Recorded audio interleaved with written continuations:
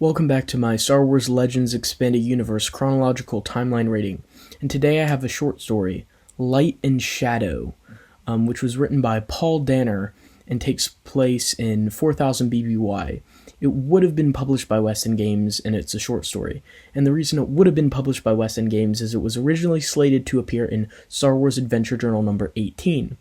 But Adventure Journals number 16, 17, and 18 were all canceled before they were published. So though it was intended to be released in the 90s, it wasn't released until it was released online in 2004. And so Paul Danner wrote this story, and I've got to say he did a fantastic job with this short story. It is a really good story. It's a pretty long story as well. It's almost novella length. It's a really long short story. It's an incredibly enjoyable short story as well. So it's a shame that it never got published in print in the Adventure Journals, but at least we have it stored in an online archive of it. So Light and Shadow details the exploits of a fallen Jedi, a Jedi who has been exiled, and this Jedi is named Leon Dre. And Leon Dre is, he's a human male, and he is on a planet hiding from the Republic and the Jedi because he had fallen to the dark side in his past. And so Leon Dre doesn't want to be discovered. So where does he go when he doesn't want to be discovered? He goes to a planet that the Republic's astrogation survey team has not yet discovered. So he gave the planet a name, and he called it Vigil. And so we get to see Dre on the planet, and he is meditating when we first meet him, and he's reflecting on the day that he betrayed the Jedi. And on this day, he killed a fellow Jedi student named Yures Threem. And Yures Threem is a Vultan Jedi, so he's the same species as another Jedi from the Tales of the Jedi comics named Os Willem. And so he reflects how he killed Yures Threem, which is like terrible. He killed a fellow Jedi, and disappointed his master Ven Materal, and disappointed Kaylee, who was his love interest, another Jedi there. And so he's reflecting on this and how terrible it is. So he's trying to center himself in the light side. And so there's this really great moment where he kind of connects with it. It's really interesting how it's portrayed. The Force is characterized as a fair maiden, who he is escorted by into a bliss where he's connected. He becomes the rocks, the trees, the planet itself. It's really poetically described. It's really beautiful. It's really lovely how it is described. And so he's doing that when all of a sudden, streaking across the night sky, a ship crashes. And so he goes to investigate, and there's two pilots, a mother and a father, and they're dead. And with them is a little girl by the name of Nova. And Nova has the ability to use the Force, an incredible ability. She's able to instantly sense Leon Dre's thoughts. And so Leon Dre walks through the fire of the ship, which is a really cool bit where he walks through it like it's nothing, using the Force to deflect the wall of flames all around him, and is able to rescue Nova there. And so there's a scene that I wasn't sure how I felt about. It's kind of weird. So when he takes Nova back to his camp, she can instantly sense that he's done dark side things in his past, and that's fine. But then when she falls asleep, he tries to probe into her thoughts to see if she has the Force, which, no duh, she obviously does. Leon Dre is moving a little slowly here, so he probes into her thoughts, and she's so powerful that he's flung half a mile. So I was kind of I'm not sure how I feel about that, but I'll let it slide. So then the next day they're eating together, and they sense danger, and she senses the danger before he does, the little girl Nova. And these people are two Sith underlings, or at least practitioners of the dark arts. And they are twins, and one of them has unruly ebony hair that is like a mane. It's described as being wild. and her brother, her twin brother, is named Zash, and Zash is like he's a tinker. He's good with machines, and the twin sister's name is Syndra.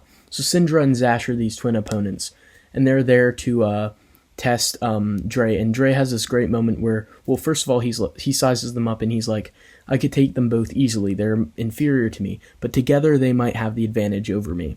And so he sizes them up, and he lets them sense his thoughts on purpose, to see that he's powerful, to show how powerful he is and how he's not concerned about them. So he lets them intrude his thoughts, then he banishes them in a second, like just expels them to show his power. And so Zash goes in to fight first, and Dre easily bests him, slices his hand off.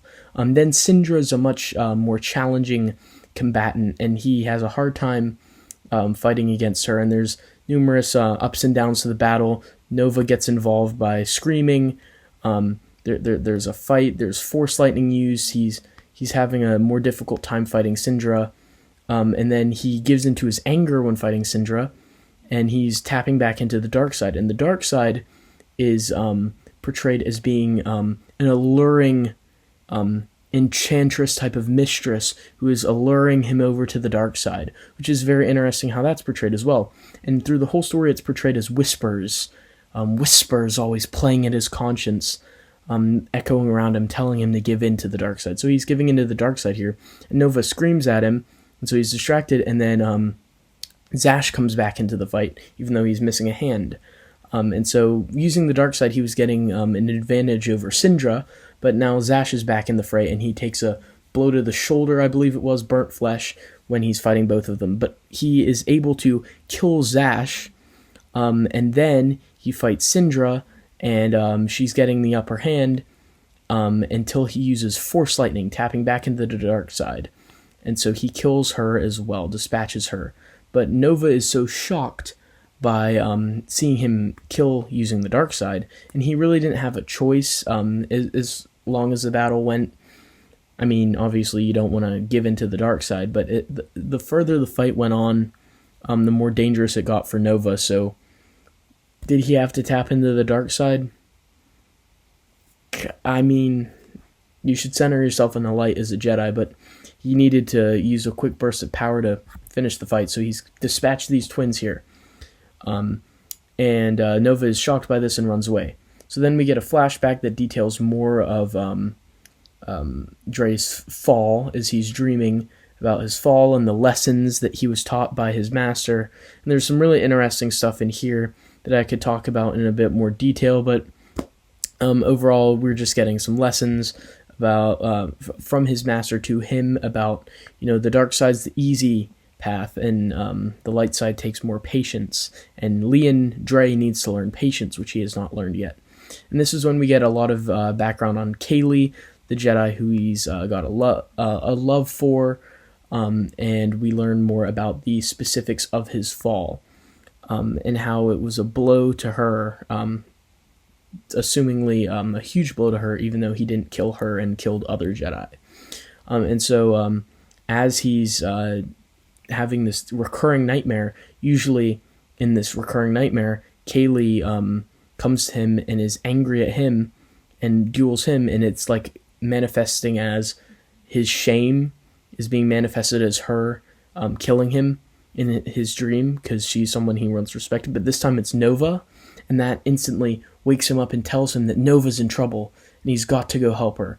And so he finds Nova, and it turns out that the two twins had a master, and the master claims to be a Sith sorcerer, and this fellow is named Thanner Keth, and Thanner Keth is grounded on his ship, which apparently these people, it's kind of implied that maybe they shot down the ship that Nova and her parents were on because they've been pursuing them for Nova for their gifts, because he has captured Nova after she ran away from Leon Dre when she was scared because he'd used the dark side to kill the twins.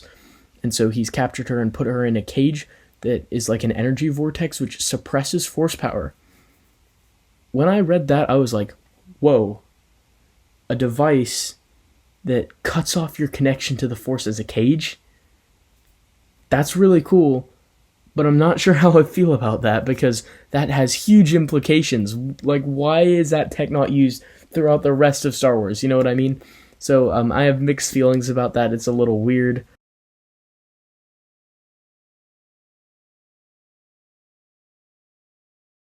And the ship that they get on is a ship that is called the Light something or other that is apparently Leon's ship that he used to get to Vigil in the first place. So they're flying back to Ossus, and he's like worried about how no one's going to trust him. He's one of the fallen, the fallen Jedi. So he's not going to be respected anymore. And so it's going to be a long journey back, but he knows he wants to embrace the light side. He wants to be in that warm embrace. But yet in his veins, the dark side still runs. And so he knows it's going to be a long road, but he's really committed, and he wants to so bad be a part of the light side Jedi again. So he's taking Nova to be trained at Ossus. He's thinking about maybe Kaylee will be there. And part of him hopes she's not there because he's so ashamed and he doesn't want to face her. And Nova senses this, and they have a conversation, and then Nova's like, do you love this person? And he's like, yeah, more than anything till the day I die. And so she's like, maybe you should tell her that. And so they smile at each other and go to Ossus. And that's where the story ends. This is a really, really nice story. I really love so much of this story. So much of the descriptions of dark and light battling in one person. It's really, really nice. It's really descriptive. There's some really interesting concepts introduced here that are very original to this story. Obviously, similar story beats, but it's portrayed in a really poetic and detailed way that I really, really, really enjoy the thought that Paul Dano put into this story. So much of the way that he metaphorically visualizes the dark side and the light side here is done really, really well. The action is written incredibly well as well. Sometimes during duels or fights, that's when I'm most bored, when there's no dialogue and it's mostly a fight in Star Wars. That's when my mind starts to wander. Specifically thinking of the X-Wing books. The dog fights between starfighters is when, I start to lose interest compared to I'm loving when there's downtime between missions and all the characters are talking and joking and laughing. Similar here, except this time I loved the way that he describes the action. He did an incredible job of visually describing the action. Incredible. My one complaint with this story, and it's a really minor complaint, it is for lore reasons. I'm a lore junkie, so, I care about continuity. And where the heck did these Sith people come from? We have defined clearly where the Sith are, how the Sith continue to exist, okay? And I'm going to go on a little rant tangent here. The Dark Jedi with the Juntapal break off from the Jedi, found the Sith Empire. The Sith Empire is there for a long time. Naga Sadow, Ludo Kresh, all of them. They have an internal civil war. The Jedi exterminate most of them. Emperor Valkorion / Tenebrae flees, goes into the unknown region. That sect of Sith is hidden for the next couple thousand years. Don't worry about them. The main Sith are destroyed, except the spirit of Marika Ragnos teaches a young Jedi named Frida Nad Sith teachings. So he technically becomes a Sith since he's taught by a deceased member of that original Sith. He then brings Sith teachings and Sith magic to Onderon, which explains all the dark users on Onderon. This is before Exar Kun and Ulic Qel-Droma were taught by, I think, Frida Nad as well. I can't remember though for sure. It might be it might be Naga Sadow. I can't remember who they're taught by. I'm thinking it's Naga Sadow, but this is before Exar Kun and Ulic Qel-Droma become Sith. So where does this Sith sorcerer come from? And that's what's so frustrating here, because it's clearly said that the Jedi temple's on Ossus currently, so it's not a SWTOR era story when the Jedi temple's on Coruscant, so it's definitely Tales of the Jedi era. But where do these Sith come from? It doesn't make sense to me, okay? When you've clearly defined where the Sith go, and then you introduce these three people out of the blue, it annoys me. That is a nitpick, however. because overall this is probably the best story I have reviewed so far in every single, what are we, 73 episodes in, something like that. I don't remember off of the top of my head, because I'm recording episodes in bulk, so I don't like have a clear picture of which episode this is, but I've reviewed for all these episodes, and this is probably the best short story. I really enjoy this short story. It is fantastic. I can't stress to you enough. This is such a obscure story because it was never published, so that it's not talked about really at all. I hardly see anyone talking about this story. But it is so good. It is so good. I highly, highly recommend this short story. And that's why I would give it an 8 out of 10, which is the highest rating so far, I believe. Then the nitpick that I have here that really annoys me and frustrates me is, where do these Sith people come from? Obviously, that can be explained, and that's a nitpick that just I have because I like stress over continuity. But maybe someone can have a reasonable explanation for that in the comments. I've been trying to think of stuff myself because it doesn't make sense where this Sith sorcerer and his underlings come from at this point in time. It just, I don't know. And so that's why timeline placement for this one's a little tricky. But I do think that it occurs in the year between the saga of Nomi Sunrider and the Ulic Keldrum and the Beast Riders of Onderon. It fits best here because it doesn't make sense to go after the Tales of the Jedi storylines, and it doesn't make sense to go before. So it's probably as best as it can be placed here, but it's still frustrating because where do those Sith sorcerers come from? But overall, this is an absolutely fantastic story, and I can't stress enough how good it is. The character of Leon Dre is such a fascinating character to explore. Yes, the story has been told so many times. Jedi who falls dark, who's battling between light and dark. Where does he belong? I know that story has been tread over 100 times, but it's really, really interesting here. He provides an interesting character. Nova, I would have been interested to see where she had gone. She's sweet, she doesn't do a lot, she provides she does do a lot narratively, but she doesn't grow a lot as a character over the story. She's pretty much the manifestation of light in the story, but she's an interesting enough character where I would have loved to see her journey continue. And the Darksiders were interesting too. They had their little quirks that made them unique. So overall, fantastic story. And if you want this story read for you, Marcel Ryan the Revanchist, his best reading ever, with tons of music from the Star Wars movies, tons of lightsaber clashing sound effects, great voices for all the characters. He has a fire burning sound effect for when the ship crashes. He has a two-part reading of this short story in his audio dramatization. So he has an audio drama of this story in its entirety. The first one's 37 minutes, the second one's 27 minutes, so that should tell you how long this story is. But if you have time, definitely check it out, because he does an amazing job. It is so professionally done, high quality reading of a fantastic story. All around a super enjoyable experience. I will be linking the playlist that includes both of the readings in the description of this video. So go check that out if you have time, and then come back here and tell me, what did you think of Light and Shadow? Is it as good as I think it is, or is it worse, or is it about the same? Let me know what you guys thought of Light and Shadow.